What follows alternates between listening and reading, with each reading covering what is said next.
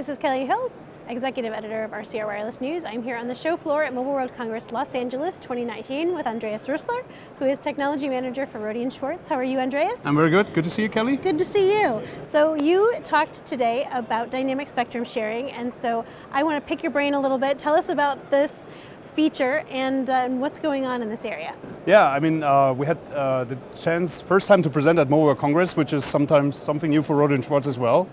And we picked one of the hot buzzwords in the wireless industry right now. Yes. With the, I would call it second phase of 5G rollout deployment, that is dynamic spectrum sharing. So what basically the idea is, it gives a service provider that has no low-band spectrum available the possibility to step-by-step roll out a coverage layer for 5G and R at low-band frequencies, which is kind of important. We all know spectrum is a finite resource. Yes. We can't just make more of it. And basically all the low-band spectrum by any operator, especially in the US, is already used by LTE.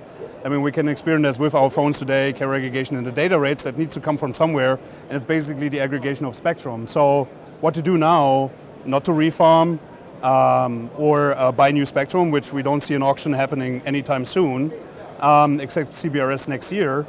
So DSS is actually the feature that's being promoted by the industry to overcome that step by step, and that's what we talked about. Okay, and carriers like Verizon have already said publicly that they are very interested in this technology. So where is this technology in terms of its development? I don't believe that there's any even chipsets yet at this point. That's correct. So we're working with the key players in the industry to verify and validate the feature. Mm-hmm. So it's coming in a second generation of devices and chipsets, of course. They are, to be launched, to be designed. Yeah. But the feature's in test mode right now, and there's a lot of features within the 5G and R standard that are put together to enable that. Yeah? And the devices need to support it. So we start early with, we need FR1 support, of course. We need FDD support, which we hadn't had so far. So that's something that is needed. The numerologies are aligned between NR and LTE to make that happen. So we're talking about 15 kilohertz subcarrier spacing, not the fancy 30, not the fancy 60, it's 15. We're talking about low-band spectrum, narrow bandwidths, 5 or 10 megahertz, depending on the carrier.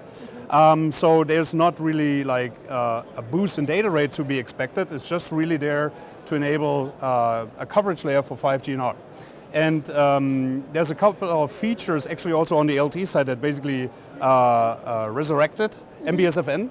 Yeah? So LTE broadcast makes a comeback in the sense of that we're using MBSFN subframes to punch out resources out of the LTE subframes, put in 5G and R, especially the synchronization signals, synchronization signal blocks, so that devices that have the DSS capabilities can sync time and frequency-wise to the 5G and R signal. So, and that will be, extended further and further. So first we take, one subframe out, put NR in, so it's 10% away capacity of LTE, but then we have additional features like rate matching that has an impact to the protocol stack that needs to be validated depending on what MIMO mode is run on LTE. So it's getting really quickly into the weeds and complexity of the technology, and that's why we don't see yet devices, but of course they have to be tested, and we should see them 2020, and 2020 is what I think the carrier said they want to roll out the feature. Yeah, it is. Yeah. And so part of the advantage of this is being able to run a 5G coverage layer and not have to refarm your spectrum, so you don't have to kick all your LTE subscribers off of LTE in order to operate 5G and low-band spectrum. Absolutely. I mean, that's the real idea is really to efficiently enable a transition from non-standalone mode towards standalone mode, freeing up the spectrum, not interruptively, like you kick everybody off, like you said, just like take the resources, transition the subscribers over, and then finally, ultimately, you have a standalone 5G and R system with a low-band coverage layer like we need to provide that functionality. Okay, great. Well, thank you so much. No problem.